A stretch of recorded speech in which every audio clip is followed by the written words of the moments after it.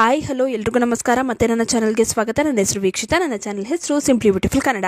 ಮೊಣಕಾಲಿನ ನೋವು ಅಥವಾ ಗಂಟು ನೋವು ಇದಂತೂ ಇವಾಗ ಸಾಮಾನ್ಯ ಸಮಸ್ಯೆ ಆಗಿದೆ ಅಂತಲೇ ಹೇಳ್ಬೋದು. ಕೆಲವರಿಗೆ ಇದರಿಂದ ಕೂರಲು ನಿಲ್ಲಲು ಕಷ್ಟವಾಗುತ್ತೆ. ಸ್ವಲ್ಪ ದೂರ ಹೋದ್ರೂ ಕಾಲಲ್ಲಿ ನೋವು ಕಾಣಿಸೋದಕ್ಕೆ ಸ್ಟಾರ್ಟ್ ಆಗುತ್ತೆ. ಈ ಸಮಸ್ಯೆಗೆ ನಮ್ಮ ಚಾನಲ್ನಲ್ಲಿ ಏನನ್ನು ಸೇವಿಸಬೇಕು ಅಂತ ಆಲ್ರೆಡಿ ವಿಡಿಯೋನ ಹಾಕಿದ್ದೇವೆ. ನೋಡಿಲ್ಲ ಅಂದರೆ ತಪ್ಪದೆ ನೋಡಿ.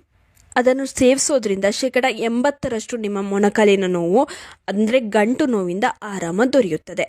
ಯಾರಿಗೆಲ್ಲ ಗಂಟಿನಲ್ಲಿ ಊತ ಇರುತ್ತೆ, ನೋವು ಊತ ಎರಡೂ ಇದ್ದರೆ, ಅಥವಾ ಆರ್ಥರೈಟಿಸ್ ಇದ್ದರೆ, ಚಳಿಗಾಲದಲ್ಲಿ ಕೆಲವರಿಗೆ ಕೀಲು ನೋವು, ಮೊಣಕಾಲಿನಲ್ಲಿ ನೋವು ಕಾಣಿಸುತ್ತಲ್ವ, ಈ ರೀತಿಯ ಸಮಸ್ಯೆ ಏನಾದರೂ ಇದ್ದರೆ ಈ ಎಲ್ಲ ಸಮಸ್ಯೆಗೆ ಈ ಎಣ್ಣೆಯನ್ನು ಬಳಸಬಹುದು. ಬನ್ನಿ ಹಾಗಾದರೆ ಈ ಎಣ್ಣೆಯನ್ನು ತಯಾರಿಸುವ ವಿಧಾನನ ನೋಡೋಣ. ಮೊದಲಿಗೆ 2 ಚಮಚ ಕೊಬ್ಬರಿ ಎಣ್ಣೆ ಅಥವಾ ಎಳ್ಳಿನ ಎಣ್ಣೆ ಯಾವುದಾದ್ರೂ ತಗೋಬೋದು. ಒಂದು ಪಾತ್ರೆಗೆ ಹಾಕ್ಕೊಳ್ಳಿ. ಇದನ್ನು ಸ್ವಲ್ಪ ಬಿಸಿ ಮಾಡ್ಕೊಳ್ಳಿ.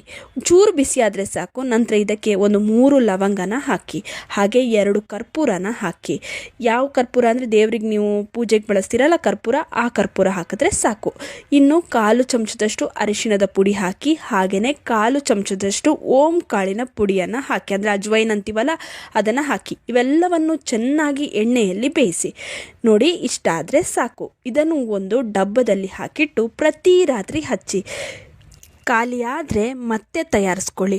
ಇದರಿಂದ ನಿಮಗೆ ನೋವಿನಿಂದ ಬಹಳ ಆರಾಮ ದೊರೆಯುತ್ತದೆ. ನಾವು ಹೇಳಿರುವ ಮನೆಮದ್ದಿನ ಜೊತೆಗೆ ಇದನ್ನು ಹಚ್ಚುವುದರಿಂದ ನಿಮಗೆ ನೋವಿನಿಂದ ಪರಿಹಾರ ಖಂಡಿತವಾಗಿಯೂ ದೊರೆಯುತ್ತದೆ. ಈ ಎಣ್ಣೆ ನಿಮ್ಮ ಬ್ಲಡ್ ಸರ್ಕ್ಯುಲೇಷನನ್ನು ಇಂಪ್ರೂವ್ ಮಾಡುತ್ತದೆ. ಬ್ಲಡ್ ಸರ್ಕ್ಯುಲೇಷನ್ ಇಂಪ್ರೂವ್ ಆದರೆ ನೋವಿನ ಸಮಸ್ಯೆ ಕಡಿಮೆ ಆಗುತ್ತೆ. ಯಾವುದೇ ಕೆಮಿಕಲ್ ಇಲ್ಲ, ಯಾವುದೇ ಕೆಮಿಕಲನ್ನು ನಾವಿಲ್ಲಿ ಬಳಸಿಲ್ಲ. ನೋವಿನಿಂದ ಕೂಡ ಆರಾಮ ದೊರೆಯುತ್ತದೆ. ಒಮ್ಮೆ ಟ್ರೈ ಮಾಡಿ ನೋಡಿ.